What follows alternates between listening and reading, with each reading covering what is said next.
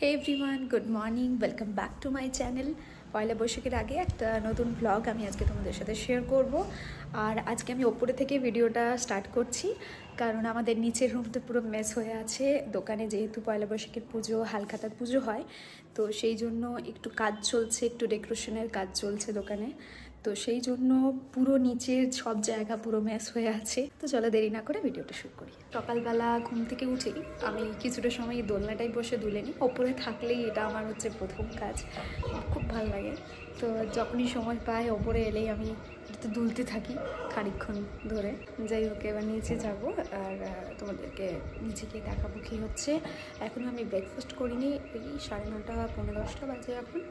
এরপর গিয়ে আমি ব্রেকফাস্ট করব, কিছু স্কিন কেয়ার করবো। আজকে আমার ছুটি আছে, তো ভেবেছি কয়েকটা ভিডিও বানিয়ে রাখবো। আগে থেকে ভিডিওগুলো না বানিয়ে রাখলে আমি পরে এডিট করতে খুব অসুবিধে হয়, মানে স্টক চাই আমার। ভিডিও করে রাখবো, কিছু ভিডিও এডিট করে রাখবো। তো আজকে প্রচুর কাজ আছে, তো চলো এবার দিনটাকে শুরু করি আস্তে আস্তে। আর এই হচ্ছে আমার রুমের অবস্থা। চারিদিকে সব কিছু এলোমেলো হয়ে আছে। একটু আলোটা জ্বেলে নিলাম, নাহলে ঠিকঠাক করে সবকিছু দেখাতে পারবো না। আর ওই যে ওর পাশে রুমটা রয়েছে, যেটা পর্দার ওপারে দেখা যাচ্ছে, ওই রুমটার মধ্যে সবকিছু কাজ হয়। মানে কারিগর কাকুরা বসে ওখানে গয়না বানায়। এই যে এখানের একটা ছোট টেবিলের মতো রয়েছে, তারপর এই যে পাশাপাশি যে টুলগুলো সব দেখতে পাচ্ছ, এই সব কিছু দোকানের জিনিস এখন রুমের মধ্যে সব রাখা হয়েছে।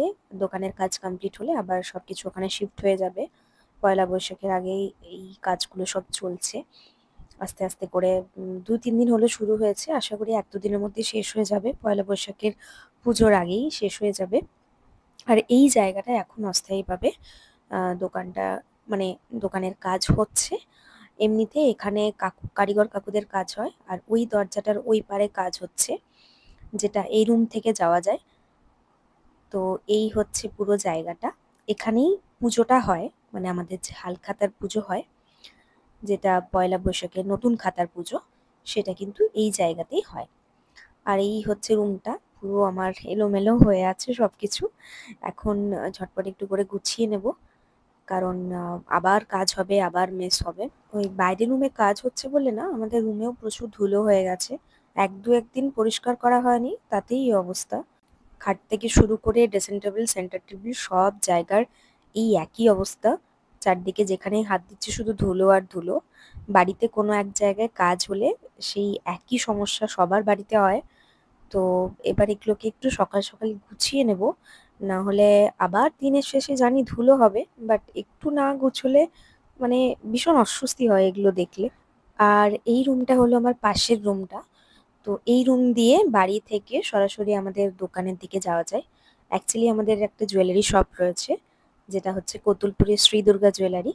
আজ নয়, কোনো একদিন আমাদের জুয়েলারি শপ নিয়ে একটা ডিটেলস ভিডিও আমি তোমাদের সাথে শেয়ার করে দেবো। তাপত্র এই সমস্ত কিছু এইদিকে রুমটায় রাখা আছে, আর এই দরজাটা দিয়ে ডাইরেক্ট আমাদের দোকানের ওই দিকে যাওয়া যায়।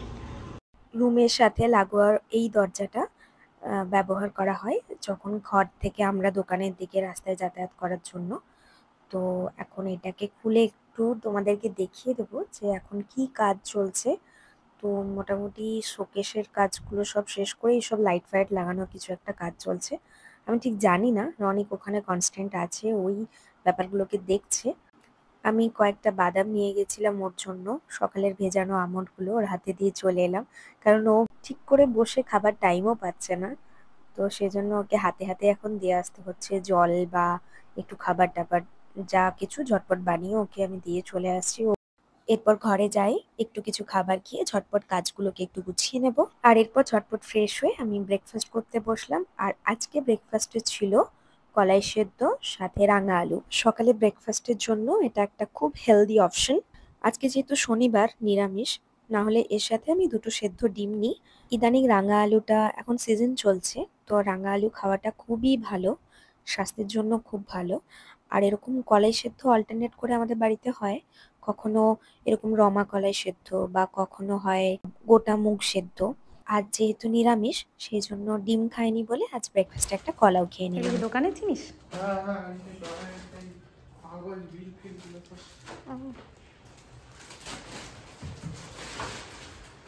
এক ভরি কততে হয়? 12 গ্রাম। 12 গ্রাম 11,664 মিলিগ্রাম মানে 12 গ্রাম। 4টি না 5টি ডাব গাছে হয়েছিল, বেশি হয়নি। গাছে? এটা গাছে? ও মা, বেশি হয়নি, এই 8টি। আর গাছের ডাবগুলো যে দেখায় ইয়ে হয়ে গেছে, নষ্ট হয়ে গেছে এইটা। কিন্তু ওই পাশের গাছটাতে এই কটা আমি পাড়া করালাম, ওই ইয়েকে ঠাকুরকে একটা দেবো বলে। পয়লা বৈশাখের সময় কালকে নিয়ে দেখলাম 6টা রয়েছে। এত ভালো জলগুলো।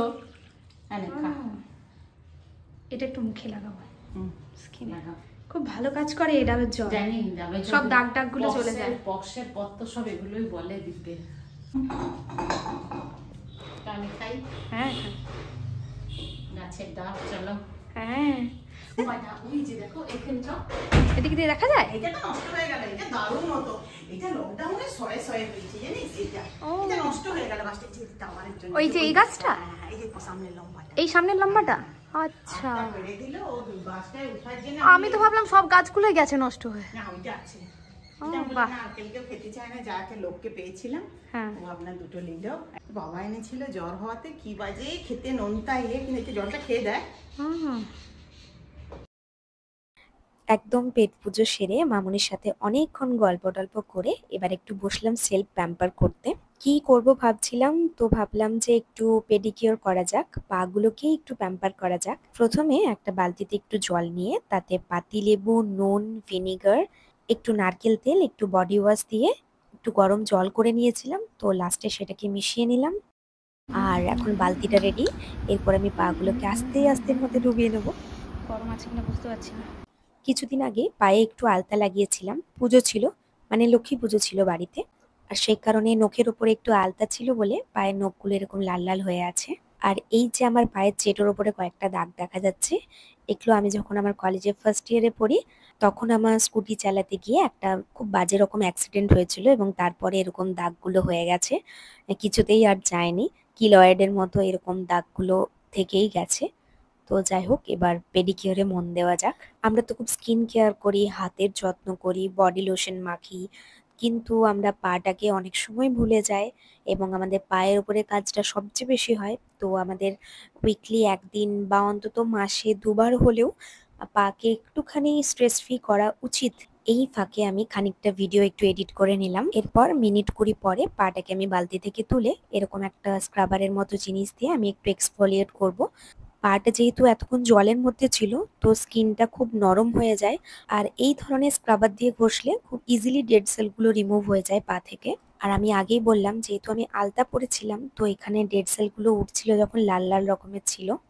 এরপর রনিকের জন্য ভাবলাম ঝটপট একটু ওটস শেকটা বানিয়ে দেওয়া যায়। এই শেকটা আমি ট্রু এলিমেন্ট থেকে অর্ডার করেছিলাম এবং এটা আমি প্রথমবার ট্রাই করলাম। তো অ্যাকচুয়ালি এটা একটা ইনস্ট্যান্ট ওটস চকলেট পাউডারের মতো। বাস 2 চামচ দিয়ে গ্লাসের মধ্যে ওর সাথে ঠান্ডা জল বা দুধ মিশিয়ে খাওয়া যেতে পারে। তো আমি প্রথম দিন ট্রাই করছি বলে একটু জলই ব্যবহার করলাম। এবার সবাই মিলে বসে দুপুরবেলা ওই একটু গল্পগুজব করছিলাম আর কি। ছুটির দিন ছাড়া তো সবাই মিলে এইভাবে একসাথে বসে আড্ডা দেওয়া, গল্প করা সম্ভব হয় না।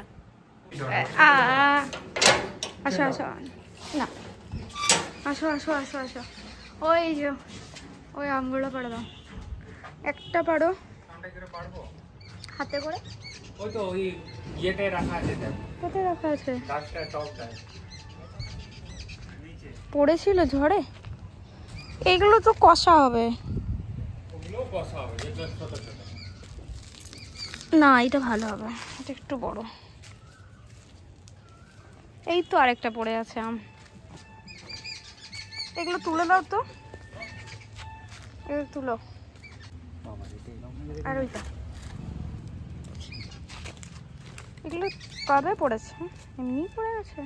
ওই যে ওখানে সব পড়ে গেছে। ও, ওটা পাখিতে খেয়েছে মনে হয়। না, হয় দেখো আম, কত আম ধরেছে। এখানেও তো আম আছে।